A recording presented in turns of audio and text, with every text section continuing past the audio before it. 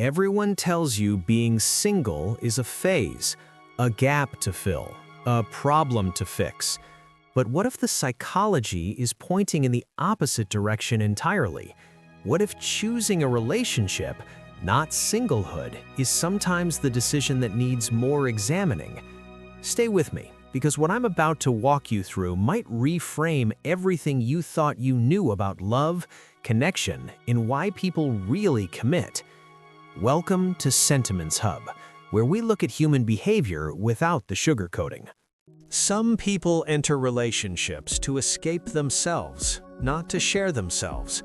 Psychology has a name for this: external validation dependency. Research on attachment theory shows that people with anxious attachment styles often pursue closeness not out of genuine desire for connection, but to quiet inner restlessness.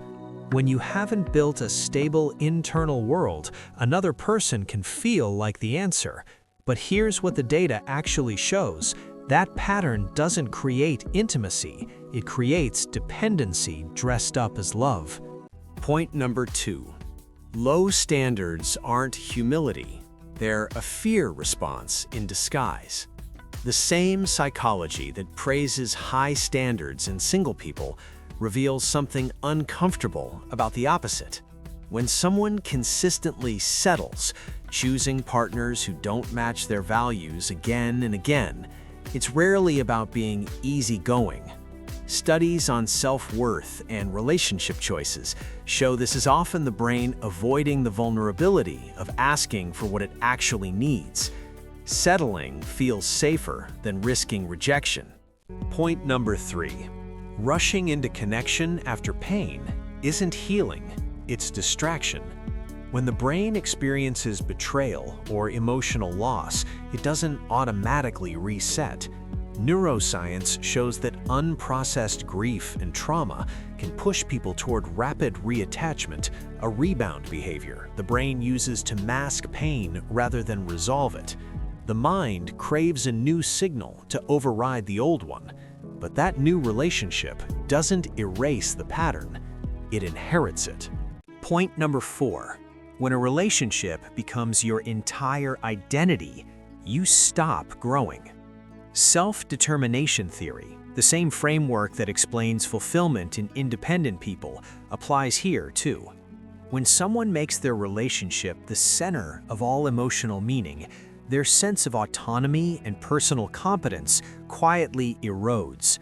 Career, creativity, friendships, personal ambition, these start to shrink. Psychology calls this enmeshment, and it doesn't feel like a problem from the inside. It feels like love. Point number 5. Fear of being alone is one of the most common and least talked about reasons people stay in the wrong relationship. This is the real mirror image. Just as the psychologically secure single person is free from fear-based decisions, the research shows that many people in relationships are making those same decisions from exactly that fear. Loneliness phobia keeps people in partnerships long past their expiry. It creates a cycle where the relationship itself becomes the source of the loneliness it was supposed to prevent. So the next time someone asks why a person is still in a relationship, don't assume it's love. Don't assume it's strength. Sometimes it takes far more courage to be alone than it does to hold on. The real question psychology is asking isn't why are they single, it's why are any of us doing what we're doing, and do we actually know the answer? If this kind of thinking cuts through the noise for you, the kind that flips the frame and makes you see people differently, then you're exactly who SentimentsHub is for. Subscribe now, because once you start understanding behavior at this level, ordinary explanations stop being enough.